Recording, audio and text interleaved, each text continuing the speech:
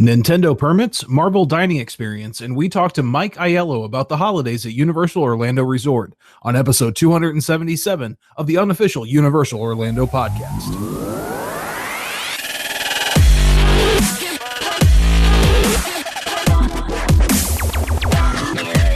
Hey everybody, and welcome to the show. My name is Darren, of course, and joining me, Tracy.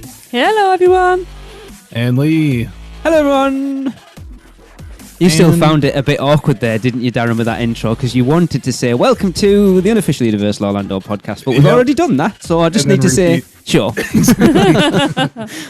I wanted to repeat the show number and everything else again. Oh, boy. So how's everybody doing? Good. Yeah, all right. Yeah. Good. Excited to share our interview with Mike. It was awesome. Epic. Yeah.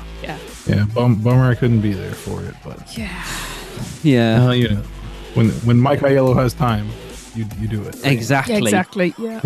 And the plan is at some point in the future to do a show from that broadcast studio. Having talked to Bob, the guy who was recording their side of it, he's like, you should do it in the studio sometime. I was like, I would absolutely love to. Yes. That's a crack in the door to get in. Can you imagine the three of us sat in that studio with Mike Aiello across from us? I think we wouldn't be able to actually speak.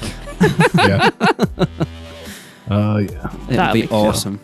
Join the producers club and get Lee and Tracey over here. Yes. Hey Darren, there's nothing stopping you doing it. Oh yeah, I'll just go ahead and bum right on in there. Hey, how's it going? Yeah. We'll see. Yeah, my extreme nervousness, I think, might be the thing preventing me from doing it. And walk in the door. That's how I feel before every interview. I do feel the show's gone on a tangent. Yeah. Already. Yeah. Oh, you know how it goes. Well, let's get back on track with some producers club birthdays. It's a busy one this month. It is. It is indeed. Right. Oh, and they're all the end of the month. So, we're fast forwarding all the way to the 21st of December. And that is a lovely Alicia Stella's birthday. Ah, yes. Happy birthday, Alicia. Happy birthday. I have to say, laser designators active. And then on Christmas Day, the 25th, just in case you don't know when it is, it's Donna Pierce's birthday. Happy birthday, Donna. Yes, happy birthday, Donna. Yes. For having a Christmas birthday. Yes. It's a terrible time to happy birthday. It is. And December the 29th, it is the inimitable Mr. Craig Lucas's birthday. Oh, God. Happy birthday, Craig. Oh, boy. Happy birthday, Craig. I feel that energy from here. Happy birthday, Craig. And then it's John Herkov's birthday on December the 30th. Happy birthday, John. Happy birthday. Happy birthday. Followed by the lovely Maureen Deal's birthday on New Year's Eve, December the 31st. Happy birthday, Maureen. Happy birthday. Happy birthday. What a cool birthday. Yeah. I know. I like that one. Yes. And not forgetting, on the 23rd, it is Lee's birthday. Oh, Happy birthday, Lee. Thank you. Happy birthday. I would be remiss in not mentioning that it is Tracy's birthday on the 22nd as well. Happy birthday, Tracy. Thank you, Darren. Yes, happy birthday. And we have just missed, although he's still with us in spirit, he's not here anymore. Mr. Hunter Fagan's birthday was very recently as well. So if you're listening, buddy, happy birthday. Yes. Happy birthday, my friend. Yes. Jesus, a veritable birthday feast. It is. I do feel, you see, this is another reason for us to go over for Christmas. Yes. What a birthday party we could have. Yeah. There's literally sort of like 8 or 9 people within the space of, 10 days? Mm-hmm. Yeah. I thought all your parents planned this so that they didn't have to get double gifts. Always remember that. Some of them were just more on the mark than others. Yes. Yeah. Donna's especially. Well, Donna, I was actually due on Christmas Day. But, but the story goes that I overheard what my name was going to be, being born on Christmas Day, so I came early.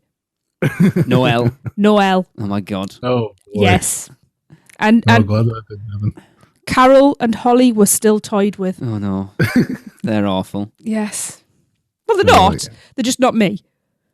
Well, hey, at least you weren't Lee. He was going to be Rudolph, so. I'm not going to share what my name actually was going to be.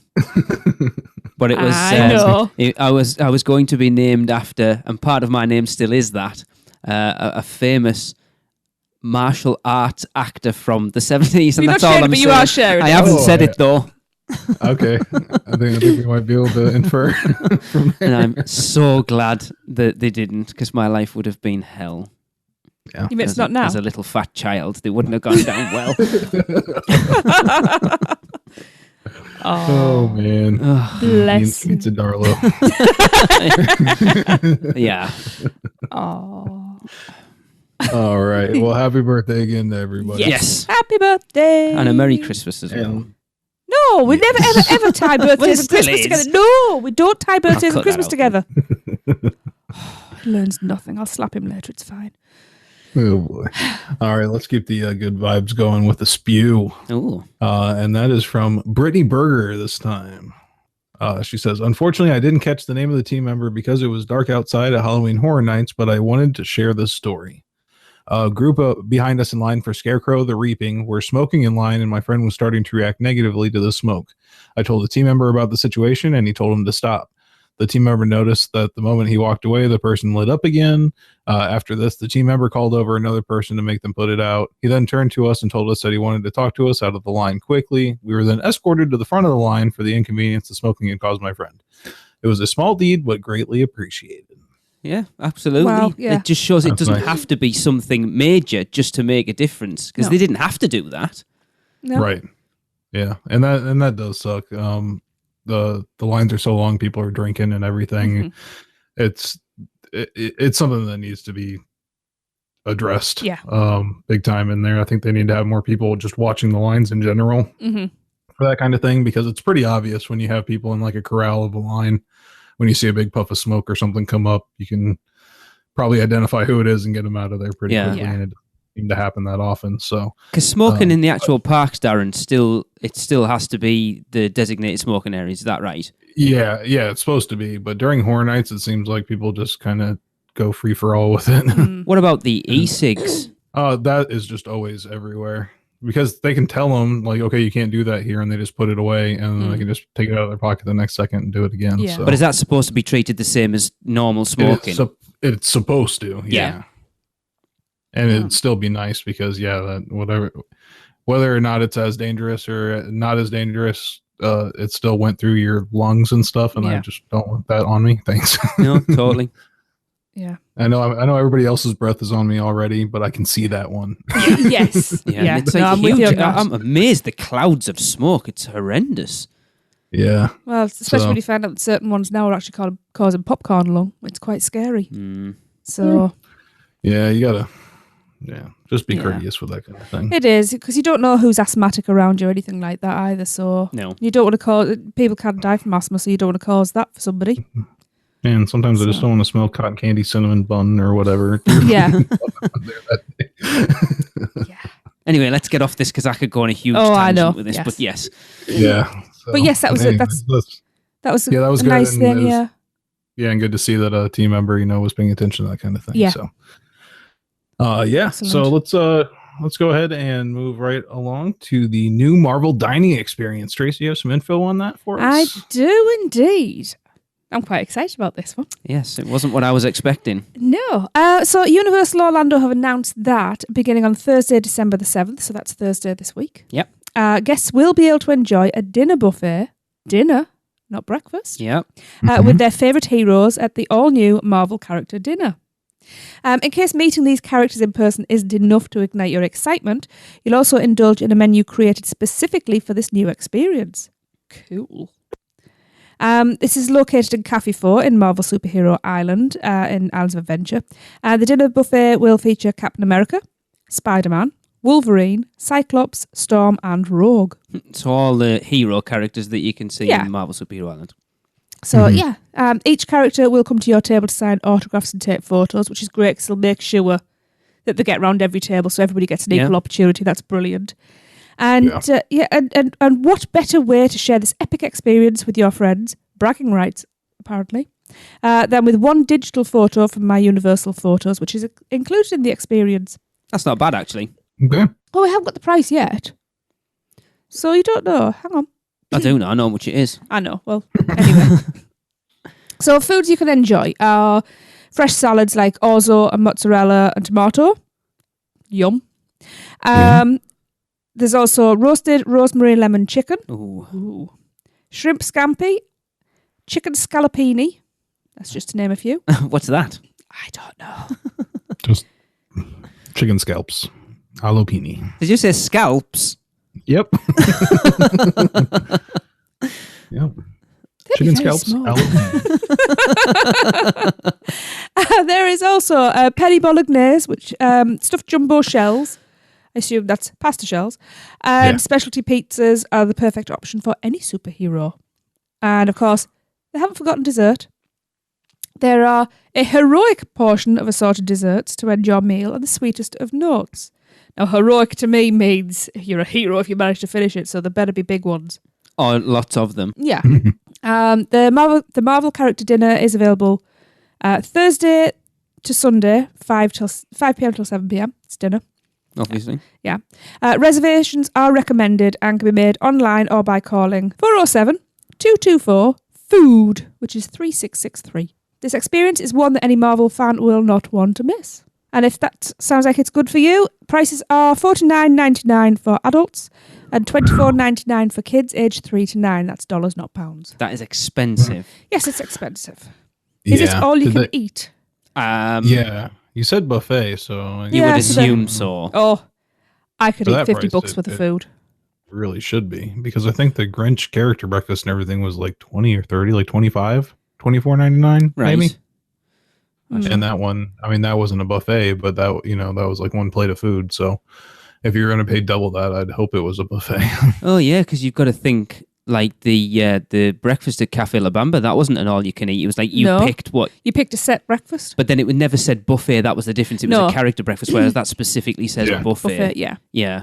What I would like to see for this price as well is after you've stuffed yourself, guests get a choice of front of the line for either Doctor Doom or the Hulk.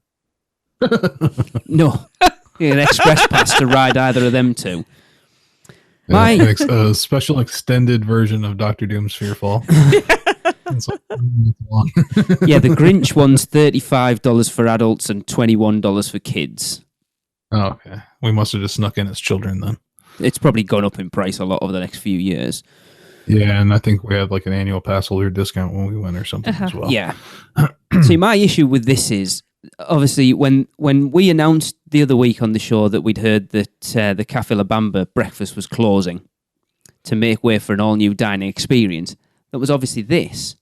But I don't understand why they can't have one in each park. Why do you have to close one in one park to open one in the other?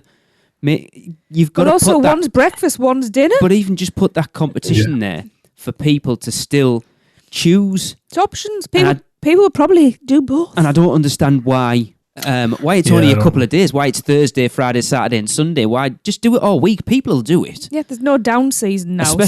Especially something like Marvel, because everyone knows that Marvel's Disney now. But if you've got kids who want to go and have breakfast or a meal with those characters, you've got to go to Universal. So that's something you can't do on Disney property. Yeah. I was hoping that we were going to see characters that weren't the usual ones in Marvel Superhero Island.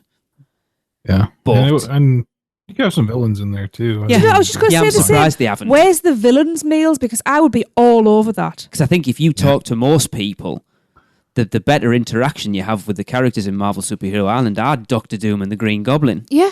Yeah. Especially the Green Goblin. He called me a loser last time I was there. Yeah, still own $10 for that. Too. Yes, that's true. Spider-Man. Yeah, we spent a lot of time with Spider-Man at the Confisco breakfast. Yeah, having a proper conversation. Yeah, and that's the thing. That's what I like about this. I've said as an older family, when you start doing character meet and greets with characters that can't talk, personally, I find it awkward, and I think the kids do a little bit as well. Whereas this, because they're all face characters, you can actually have an interaction with them, and it's not just miming and a bit of mucking around. You can actually have a conversation, and those characters are great. Yeah. Spider-Man wasn't too bright, though, was he?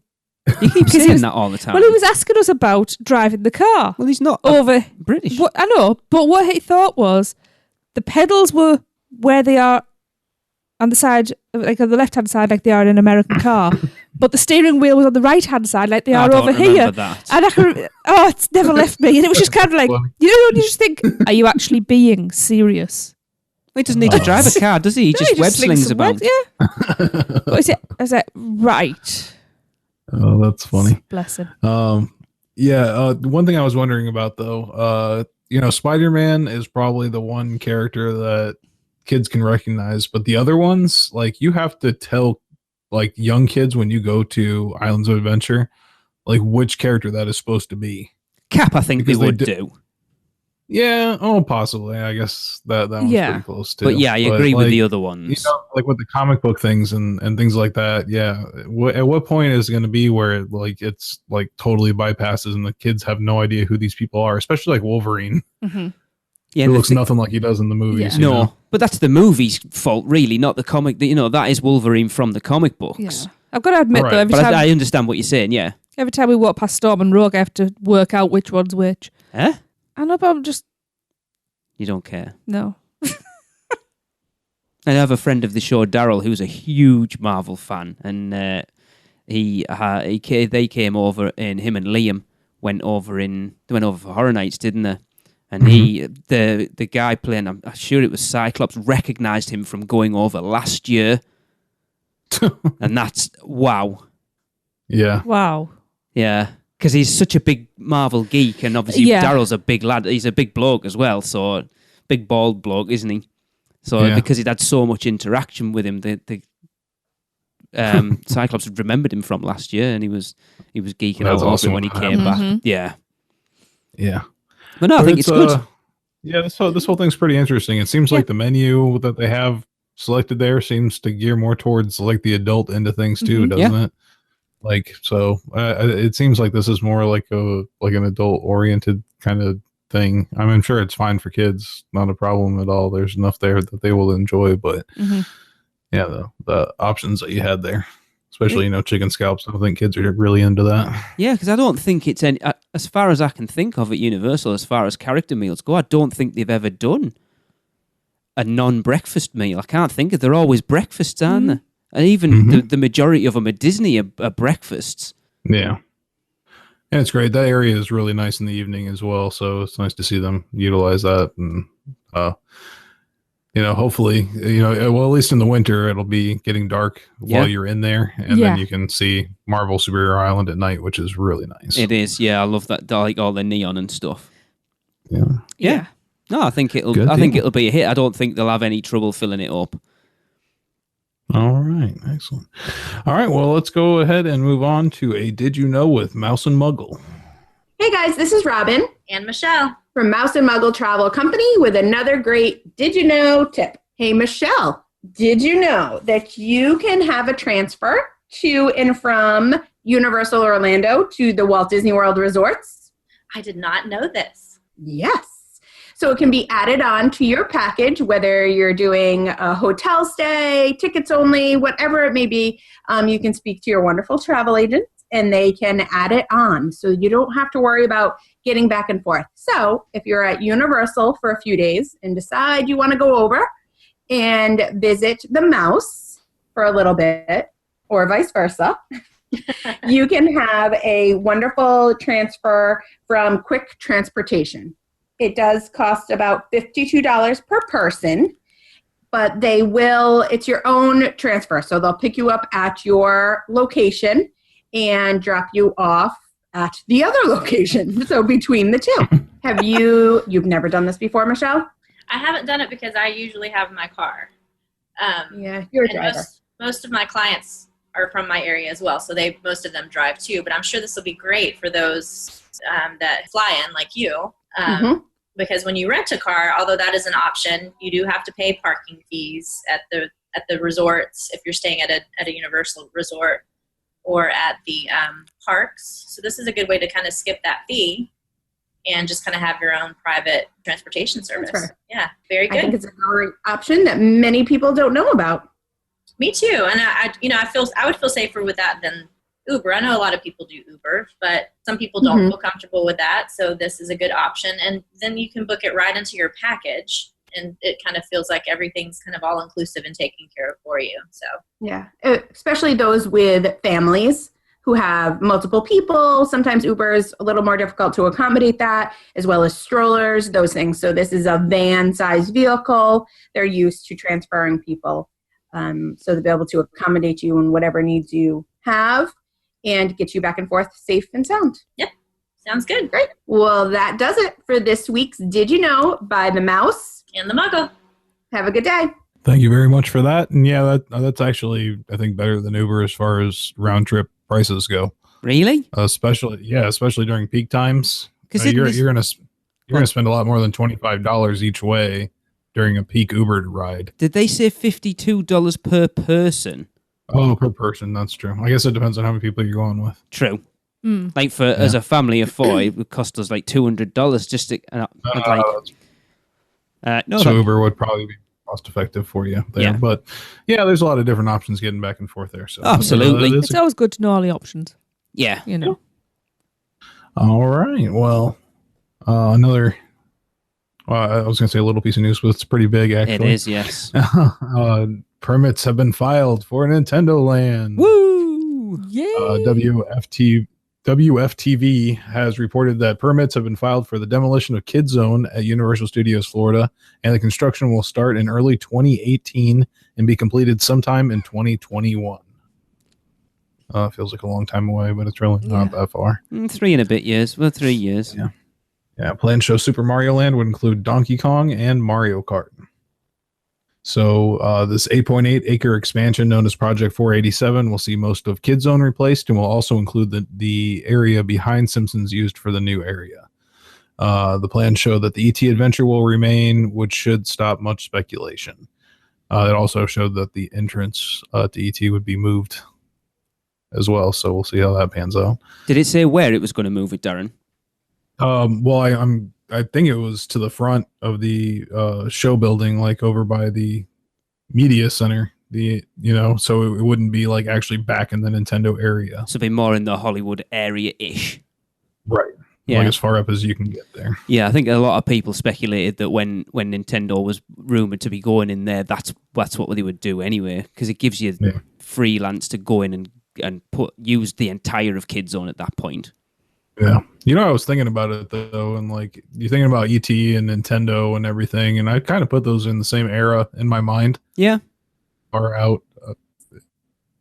But WFTV also reported that Nintendo attractions could be coming to Islands of Adventure as well, as the expansion coming to the recently purchased 500 acres of land further down the road. So, here's a quick question for the pair of you then.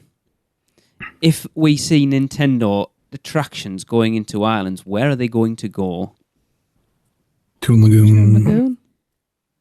That's the first place obviously comes to my mind. Yeah. Lost Continent and Toon Lagoon. But I think Lost Continent's too close to Harry Potter, and I don't think you want them. I think they're going to want a bigger area than the Lost Continent as well. Well, we know what's going in there anyway. It's How to Train Your Dragon. Yeah. How to Train Your Dragon's just going in everywhere. Yeah. The Mario Kart ride, what it entails, I don't know, because there's a lot of speculation that it'll use that drifting effect that we saw, the permits filed for that, some sort of augmented reality as well. Wow. I just hope it's not screen. But from what we've heard about that as well, the guys at Nintendo have been very adamant that they don't want it to be. They want it to be a lot as much practical as they possibly can do. So, which is good. Yeah, I don't want them to take it out completely because of all the complaints and everything, though. If it will make an effect better or something like that, like if it will make drifting around a corner feel like you're going 100 miles an hour. Yeah, that's a good point. That kind of thing. Like, I would like to still see those used in that way. Just use them the right way and also have a lot of practical effects as well. Like I said, you look at something. I've always said for me that the pinnacle of that screen and physical thing is Forbidden Journey, and you look at the bits they use the screens for in that ride, you couldn't do physically. No. And you do feel like you're flying along on a broomstick and you're swooping, and surprising that you're not actually moving. It's bizarre. Yeah, because your stomach still lurches. Even worse now. But that's when they've got to be used to do something that you couldn't do effectively physically. Yes. Right. Yeah, I think that'll be pretty good. And then if you do remember the filings we saw for Donkey Kong a long time ago, was the like minecart ride. Oh, with the actual ride vehicle is well below you, yes, and your vehicle is kind of like attached to that, and so you can jump from track to track. Yeah, so because it was on the track was way below, wasn't it? And it was on like an elbow, suspended above it, so that so you're actually like probably about, I would say, like 15, 20 feet above the track. Yeah, and you're on this like simulated track underneath you, which can have like gaps and things in it because you're on that track underneath. That sounds so awesome. It look like your cart's jumping from track to track, which was like a big part of the Donkey Kong Country games. Yeah. So it's really cool to simulate that. Now, if only they could launch us from barrels. Yeah. But I think I think that'll be a really neat practical ride as well. Yeah. They could do that all practical effects if you're doing a minecart kind of thing. Yeah. You do not need to really put screens on that at all. So it'll be interesting to see, because obviously when you think Nintendo, it's video games, it's interactive. I wonder what sort of interactive elements these will have, because that's what people crave from rides now. They don't want people don't want a passive experience. They want an interactive experience, especially when you're effectively, Universal was always ride the movies. This is now going to be ride the video games. Yeah. And you don't want to be, video games are inherently interactive. Mm-hmm. So what elements will guests be able to I can't think of the word I want to use, but what input will they have into the ride rather than it just being a passive experience? That'll be interesting to see. But in saying that, that any interactive element will be a screen-based thing. Because there's no way they can practically include your name in anything. No. And then so they have like carvers backstage working really hard. Or whatever they can do augmented reality wise. Yeah. But it's interesting. It's interesting that they've filed these permits. I think we commented a couple of weeks ago that it seemed like any sort of work going on had kind of stopped. We'd heard Barney was continuing on, and it all seemed to have just kind of died a death, and no one was talking about it. And then the next thing, bang, you've got actual permits in for the demolition of Kid Zone. Yeah.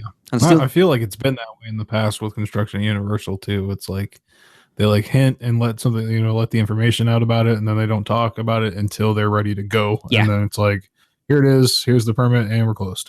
See you later. Yeah, because potentially they, we're thinking that they've just put the permits in now ready for it. They're probably 3 months down the line, if not more already. Yeah. And the fact I'm sure as soon as the holidays are over is probably when they'll be looking to get going with that, because after that, you see an extreme drop in attendance for the parks for January, February, March. So that's probably why they've left it open for when it is, just to give crowds, like guests with kids and somewhere else to go. Yeah. And I still feel quite sad that we've never really been in there. Yeah. No, and we had one that was the right age. I say that every time. We've never been down past Woody Woodpecker's Nuthouse Coaster, I don't think. No, we did. We had to walk and a look and then turned around.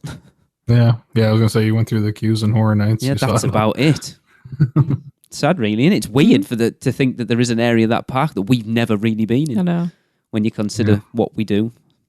Well, there's not much back there. Yeah. Anyway, well, you've got the excuse, Darren. You haven't got kids, but we've been 3 times with kids, and one of them at one point, like Tracy said, was old enough really to have got the most. Young enough. Young enough, old enough, whatever. Yeah. Yeah. Oh well. Yeah. Too late now. Bad parents. It'll probably be gone by the time we get back out there. To be honest, probably guarantee that, unless you're gonna show up this month.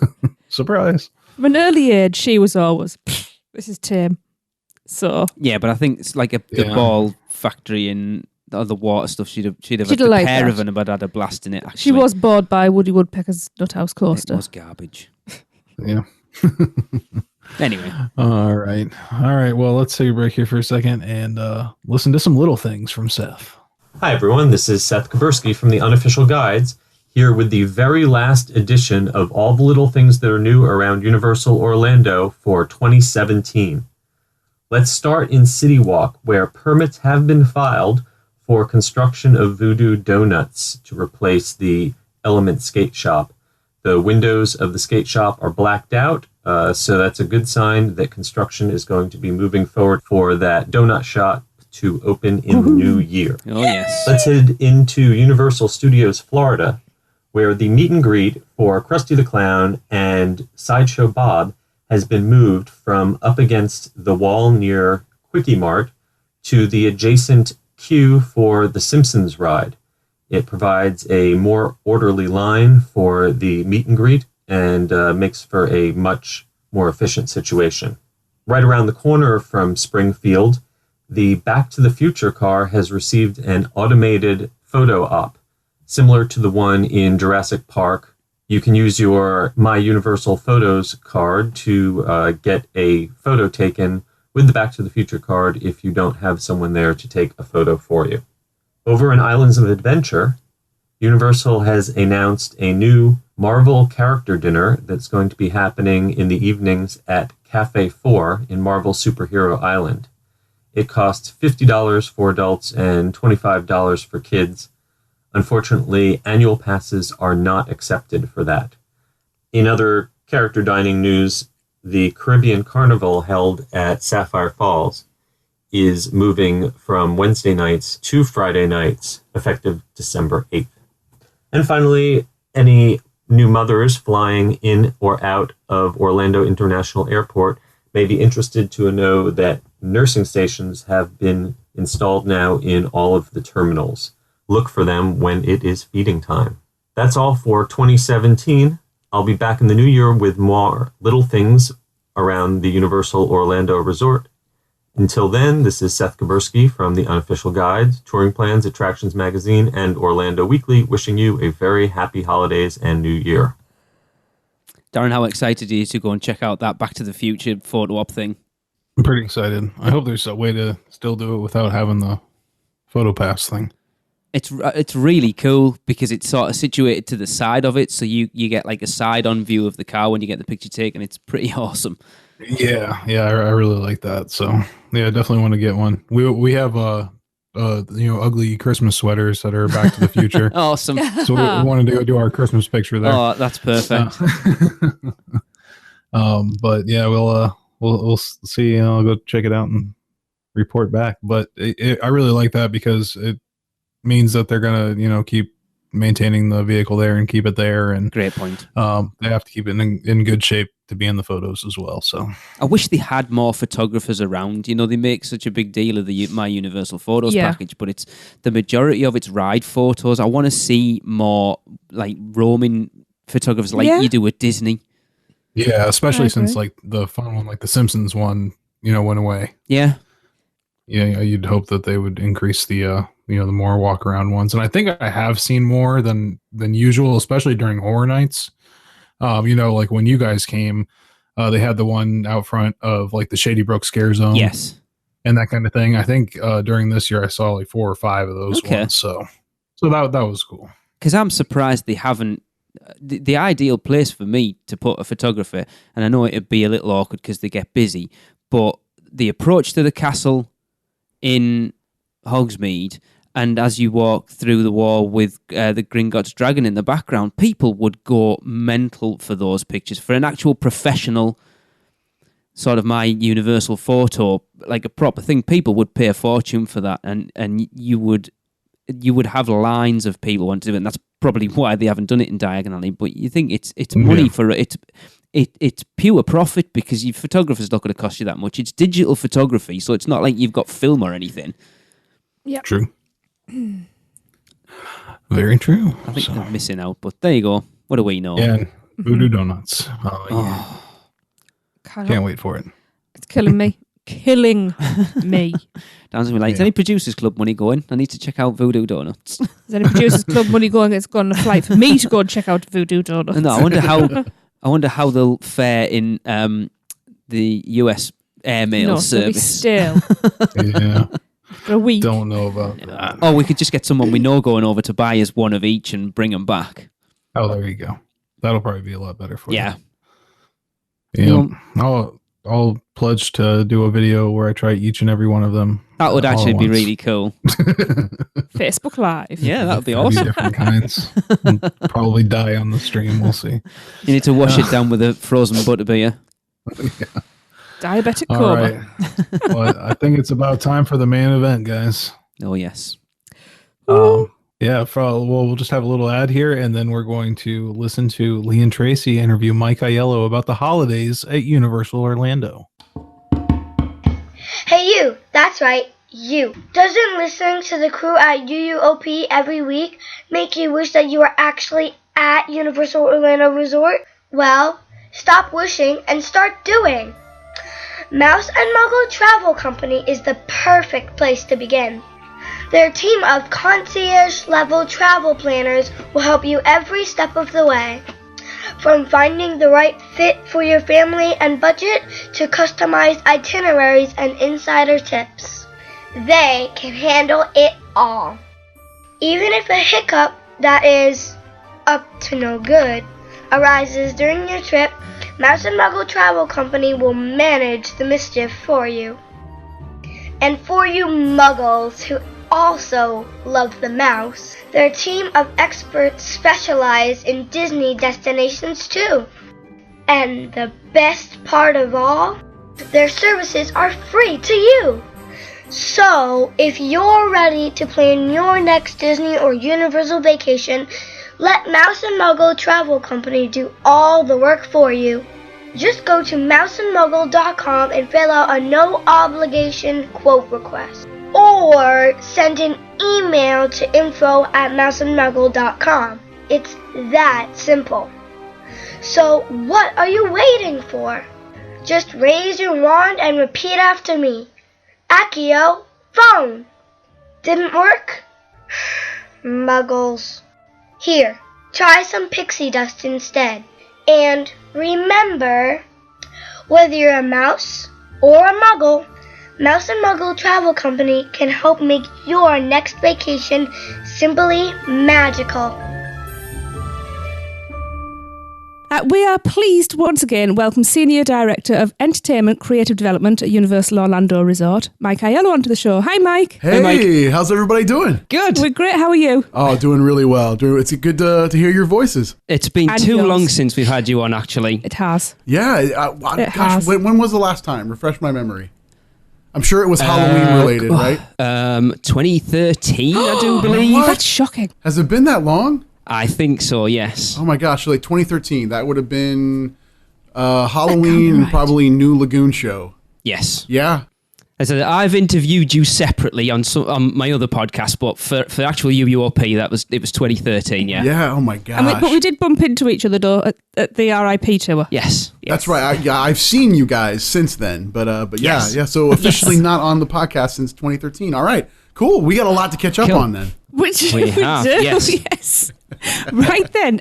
So the holidays have arrived at Universal Orlando Resort, and this year sees some new elements added to the celebrations. So, Mike, this year has to have been a great year to work on with so many offerings. Oh my gosh. So yeah, besides all the other projects that entertainment does throughout the year, Holidays for 2017 was a complete redo of our content. It is the largest change in content that we've experienced for the holidays for Christmas. Man, probably in 10, 15 years, between the new parade and all of the Harry Potter new Christmas overlays. It was a massive new era for the holidays at Universal Orlando. Yeah, Definitely. I mean, Cool. for a lot of people, I'm a huge Harry Potter nerd. So the biggest thing this year has obviously been that stuff in the wizarding world of Harry Potter. And this is the first year, as you said, you've had chance to sort of play around in Hogsmeade and Diagon Alley with the holiday stuff and the experiences. Let's not forget that. So, I mean, Mike, I know you're a big Potter fan as well. So you've got to have been excited when you finally got the news that they were going to let you go to town on it. Oh my gosh. It is like Christmas came early for all of us, really, because being able to finally dive into that texture within the wizarding world, like you said, has been something we've wanted to do frankly, since Hogsmeade opened in 2010. You know, you watch the films and you read the books, and every single book and film touches in some capacity on the Christmas season. So it's been a part of that fiction, since it came from J.K. Rowling's brilliant mind, and we've seen it in the films. We've seen how amazingly vivid it is in the films, and for us to be able to finally be able to translate that into what we've created at the Wizarding World here at Universal was something that again, we just could not wait to get started on. And I'm really pleased with how everything turned out. I mean, it was a massive effort from hundreds of people to create all the different levels of content that exists within what we're calling Christmas in the Wizarding World. Mm-hmm. And it looks awesome. It really does. It does. You can see the effort that's gone into it. Oh, I mean, you look at the new decor that's both in Diagon Alley and Hogsmeade and in London, frankly. The one thing that we knew we had to do, looking at just because you think about, okay, it's decor. So how involved does that have to be? Well, when you're doing that in the Wizarding World, there's an entirely different mindset you have to take that matches and can be just as authentic as everything that's in there already. It's even something as small as the decor couldn't look new. Even though we're saying it's all brand new decor, in your head you go, okay, it's going to look like it's just been put up, but that's not the case. Everything has been aged down to take on the quality as if it was in some fantastical trunk for the entire year, collecting dust and mixed around with other things from the shop and pulled out and maybe dusted off just slightly and then applied directly to the facade by either hand or by way of spell. Who knows how they did it? Yes. Just like us muggles, keeping everything. Absolutely. So you've got that very, what would seemingly be a basic texture of just aging it. But then on top of that, being able to apply the unique detail that each of the pieces take on depending on where they're placed within the Wizarding World. I think, one of my favorites, I think, is Glad Rags, where you see hints of Hermione's dress taking up some of the items within the garland decor itself. Oh, wow. Awesome. The Daily Prophet has this awesome kind of bronzed leaf texture that kind of overtakes the Daily Prophet sign. It is an organic element, but it looks almost like a statue. It looks like a bronze statue to give kind of the regality that the Daily Prophet kind of takes on. So yeah, I mean, every piece of garland had an element of narrative story kind of placed to it, whether written or, we've got some amazing designers that applied their unique abilities to really attacking each piece as its own element and telling that piece's story, just like the rest of the Wizarding World does.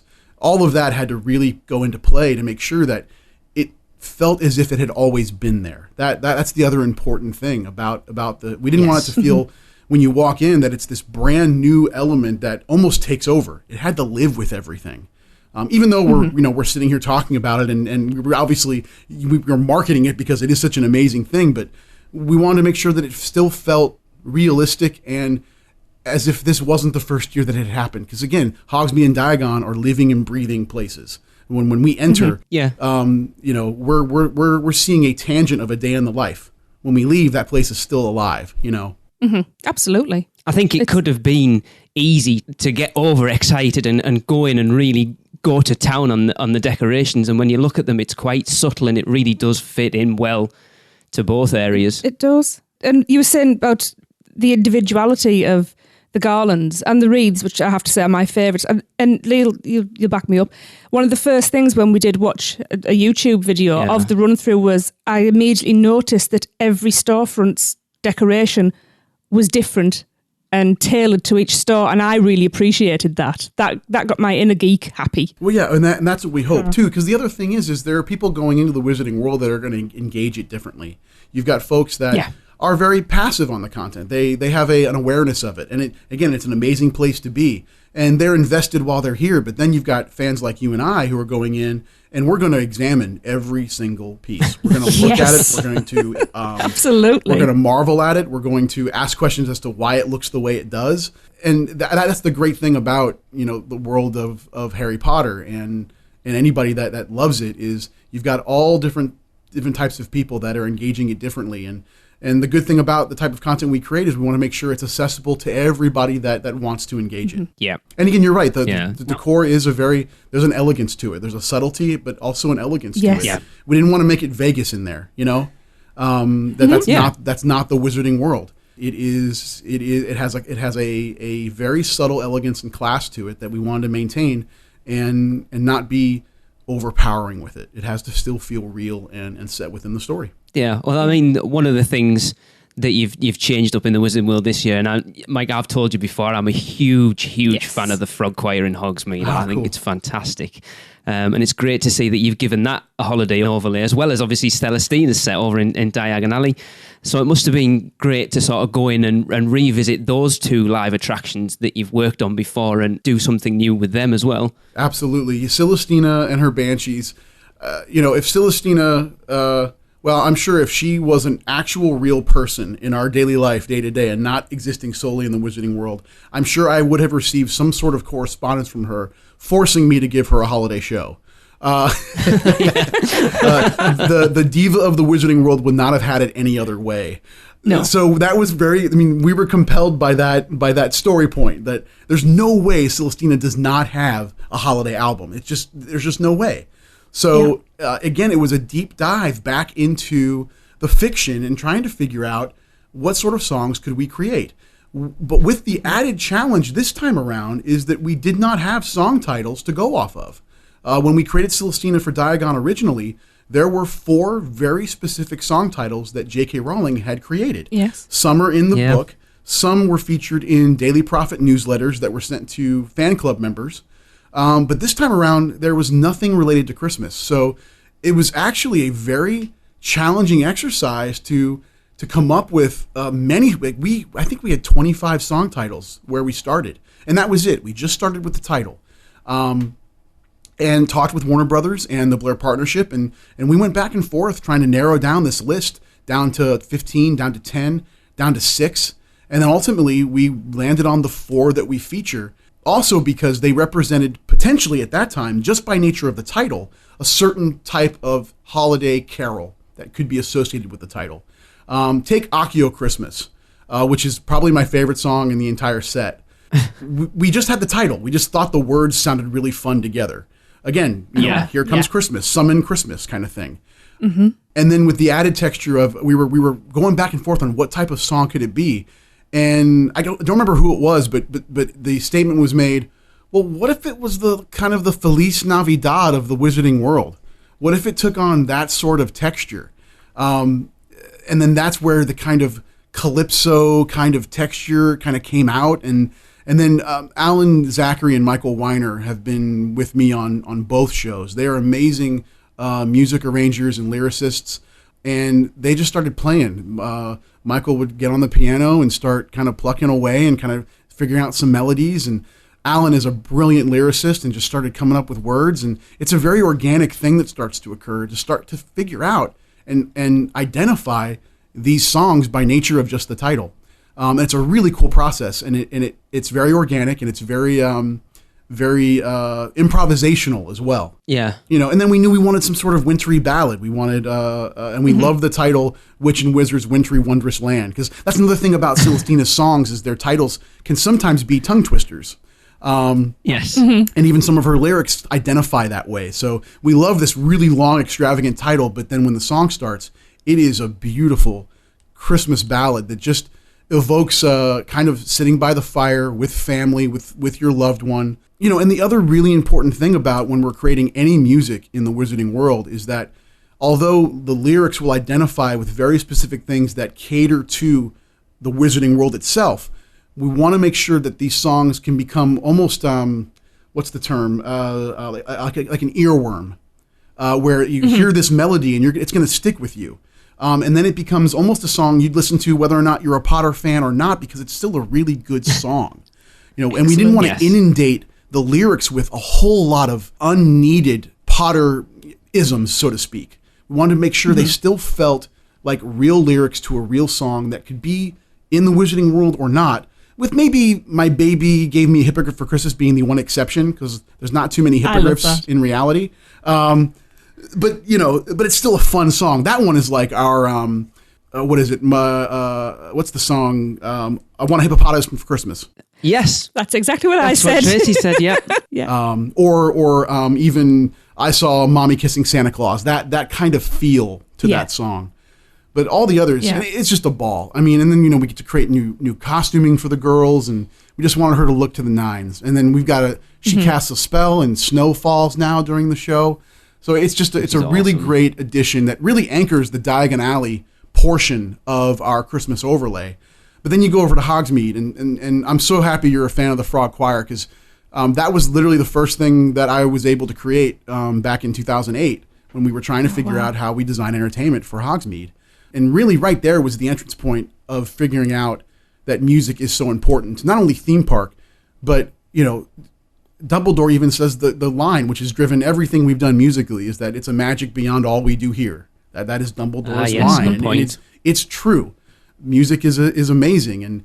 And creating the Frog Choir and having that happen, day to day since that park opened. And now in Japan and in USH, all have their own frog choirs. But to give them a Christmas show was awesome. I mean, it was really great to kind of infuse them with a new energy. And I'm really happy with the two new original songs that we've created, Cast a Spell on Father Christmas and The Most Magical Yule Ball of All, which are both very, very well done. And again, we've got a great team of brilliant a cappella arrangers. Shalisa James and Jeremy James are just awesome, and they've been with me since day one of Frog Choir back in 2008. Actually, Shalisa, bit of trivia, she used to be a Hollywood high tone in front of Mel's Diner when the park first opened. Awesome. Wow, that's so cool. Yep, that was her first job. She's been with this company in some capacity before this park even opened. Wow, that's amazing. She's invested in this place for almost her entire life, and to be able to work with her and create the arrangements for the Frog Choir has just been unbelievable. And they also do everything in USH as well. All the Frog Choir casts in USH, they do that. Cool. So yeah, it's just been, between the decor and the new show overlays, it has been, again, everything that we're able to create here at Universal for us, being kind of in the mix with getting things, created. It's like a toy box, and you're just lucky to be able to unlock it, Oh, yeah, I know. I would love to, trust me. So the piece de resistance is the Wisdom World. In the Wisdom World has to be the magic of Christmas at Hogwarts Castle experience. That's a tongue twister for me for some reason. Now, having only seen it on YouTube, sadly, I am trying to get Lee to take me. We can only imagine what it's like to see in person, but from what we've seen on the screen, it is stunning. Mike, I was sat there watching it in tears. You weren't the just only watching one. it on the TV. I was coughing in a manly way. Oh, that's so nice. Oh, that castle show, it's really our first major foray into map projection here at Universal. Now we did kind of delve into it on a less technical basis when we opened Hogsmeade back in 2010. We did a register projection moment for the grand opening. And that one was really more about allowing the castle to reveal moments directly from the film. Like you would literally see the castle kind of break away and create an opening, and then you would see, Daniel Radcliffe as Harry, in a scene from the film, which is a great way to kind of engage our first step into the Wizarding World, letting everyone know this is the brand and this is what Hogsmeade represents and Hogwarts represents. But for this show, we didn't want to take a fourth wall stance at the fiction. That would go against everything that has been put into Hogsmeade and Hogwarts when you enter, that you are now within the world. You're not an outside party looking in at it. You are within it. So for us, the very first step was attacking the content in a manner that allowed us to remain as citizens, so to speak, or villagers within Hogsmeade. Or even standing in front of Hogwarts itself within the film. We are a character. And what would we see? What would happen on that castle for Christmas that would still keep the castle as a character and not simply a surface to project on? Yeah. And that was very important. And the first step in that, honestly, was what is the guest going to see when they round the corner coming from Hogsmeade and rounding that left-hand turn? What is their new view of the castle? Because when Hogsmeade opened in 2010, not only did people, their knees got weak when they entered through the archway, seeing the train, but then there was this equal emotional reaction when you finally got that reveal of the castle, just as the castle as it is. So our challenge was, before we got into any show content, is what does the castle need to look like during Christmas. So when they round the corner, before they even see any content, any show content, what is going to make them weaken the knees again, even though they may have seen the castle before? And I got to say, and we worked with a company called Moment Factory and Thinkwell, again, two partners that I've been with for a while now, who they're the real kind of geniuses behind the mathematics involved with the map projection. And what we were able to create as far as applying the snow to the rocks and the snow to the castle, it looks real. You round that corner and you honestly believe that we have constructed new elements onto the castle. I mean, I honestly say it looks that good. Wow. Now there's all kinds of technical things that are allowing it to look that way, and because that is not, I'll be honest with you, it is not an easy piece of architecture to map. There are so many textures involved and so many angles. It's 24 total projectors that kind of exist around Hogsmeade and the stage area, and even a position behind Hippogriff. But again, 24 total projectors, and some that are actually embedded within the castle itself to be able to get us the architecture that's more deeper into the castle. So that when you look at it, you're seeing the entirety of the castle affected. So the technical requirements are huge, but it was the content really, because again, when you also think of Christmas in the Wizarding World, there are some things that come to mind, but how you create a 6 to 8 minute experience doing only Christmas presented us with a unique challenge. And there are some bookmarks that you can kind of dog tag into the novels and earmark, that fairies make up most of the light in a lot of the decorations. The Yule Ball is an event that happens, yes, during Triwizard, but also during Christmas of the Triwizard tournament. The idea that owls carry gifts into the castle. So you've got these textures that exist, but how do you kind of pull it all together? For me, everything starts with music. It's what I did on our previous Lagoon show for the 100 Years of Universal. Before there's any visuals done, I like to try and figure out what is the soundtrack to this show? What is the emotional value? And honestly, with this version, what textures give us a Christmas feel, knowing that we didn't want to do Jingle Bells, but done in the Wizarding World. We didn't want to do Silent Night. We wanted to still maintain a level of the scoring that exists in the films because it's so beautiful. But what visual can then we attach to it that makes it Christmas? And now, mind you, there are some amazing tracks that John Williams created that are directly Christmas feeling. Hogwarts at Christmas is an amazing track that we feature in the show. But again, the Yule Ball has the Potter Waltz that we can attach to and create a moment there. So it was creating the kind of the 8 minutes or so of music that provided us with our emotional journey just auditorily. Again, if I couldn't hear or if I couldn't see anything, what am I hearing that makes me feel the jubilee of Christmas? What makes me feel the romance of Christmas? What makes me feel the fun and excitement of opening gifts on Christmas morning? Which is kind of where the Weasley section kind of started, because the Weasley moment, although not inherently Christmas, is still very much about packages and the opening of packages. Yeah. And also, for us, it was, there's no way the Weasley brothers would not have used this as a way to market their shop. That's very true. Yes, yeah, absolutely. It's completely in their nature. They have a captured audience. It's like, what spell can we cast that tells everybody, hey, we've got this awesome shop in Diagon. You should go buy some things. Because they do it on the train. Absolutely. They do it on the train when you're moving back from Hogsmeade to Diagon. So, and I know a bit of trivia. The show originally started as 2 separate shows. It was going to be 2 different moments that were both shorter in length. There was going to be one that was entirely Christmas related and one that was mainly Weasley Christmas related. And we kind of strayed away from it because we wanted to create one show knowing we wanted as many people to see the show as possible. We were really concerned that if we did 2 different shows, nobody would move.